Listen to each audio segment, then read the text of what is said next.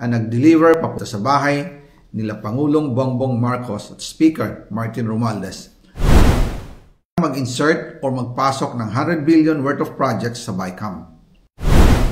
Sana po ay hindi nila ako mapatay bago ko mailabas ang lahat. Ginawa ko lang ang utos sa akin, pero ngayon, handa na akong harapin ang lahat. Ginagamit ng administrasyon ang buong resources ng bansa para tumahimik ako. That he will shoot me if I will talk. Gagamitin ako bilang panakipbutas sa kanilang kampanya laban sa korupsyon. Hindi na ako mananahimik, ilalabas ko ang lahat ng katotohanan. May resibo, may ebidensya, at may pangalan. Again, I informed the Speaker and asked clearance about the instructions ng Pangulo. At ang sabi niya, wala tayong magagawa.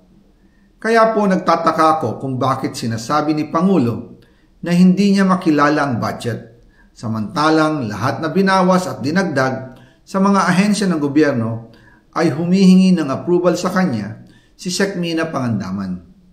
Bago namin ginawa o tinapos ni Senator Chis Escudero during the BICAM. Sinabi pa ni Sec Mina, everything is cleared with the President, basta importante, pasok ang pondo na request ng Pangulo. The following day, sinabi ni Sec Mina, approve na si Presidente BBM sa lahat na binawasan na ahensya. Masaya na ang Pangulo dahil naipasok ang gusto niyang 100 billion insertion. Wala pong perang napunta sa akin. Lahat po ng insertion napunta sa ating Pangulo at Speaker Martin Romualdez.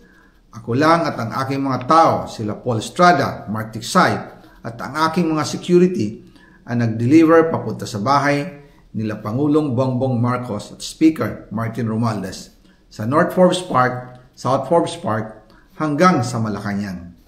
Yung mga deliveries po ay merong record ang aking mga tao. Totoo po yung sinasabi ni Orly Gutesa na nag-deliver siya sa Forbes Park.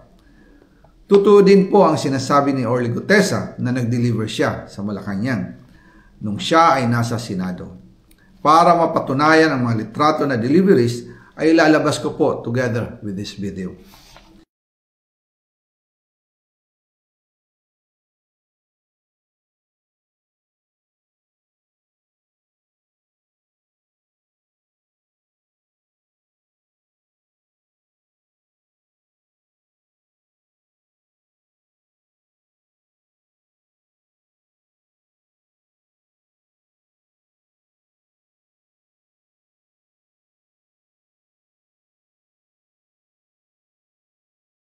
After po ng approval ng budget sa General Appropriations Act of 2025, nagtanong po ako sa DPWH kung magkano ang kailangan na ibigay sa Office of the President o ang SOP na bigayan.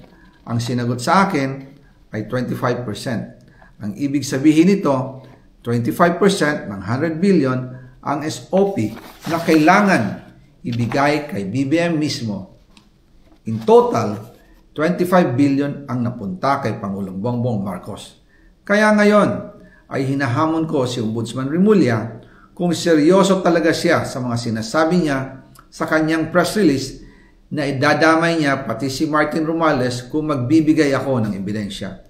Patunayan niya ngayon ang pronouncement niya. Imbestigahan niya ang fraternity Brad at ang kanyang kaibigan na si Speaker Martin Romualdez kung talagang tutupad siya sa tungkulin niya. Imbestigahan din niya si President Bongbong Marcos. Sabi nga ni BBM nung SONA, let's do it right at mahiya naman kayo, hindi po ba? Nananawagan din po ako sa Senado na imbestigahan ang 100 billion insertion ni Presidente. Alam ko po na hindi gagawin ni Ombudsman Remulla ang hamon ko. Pero magaling ang Senado sa imbestigasyon at ako ay naniniwala na dahil sa kanila lalabas ang katotohanan.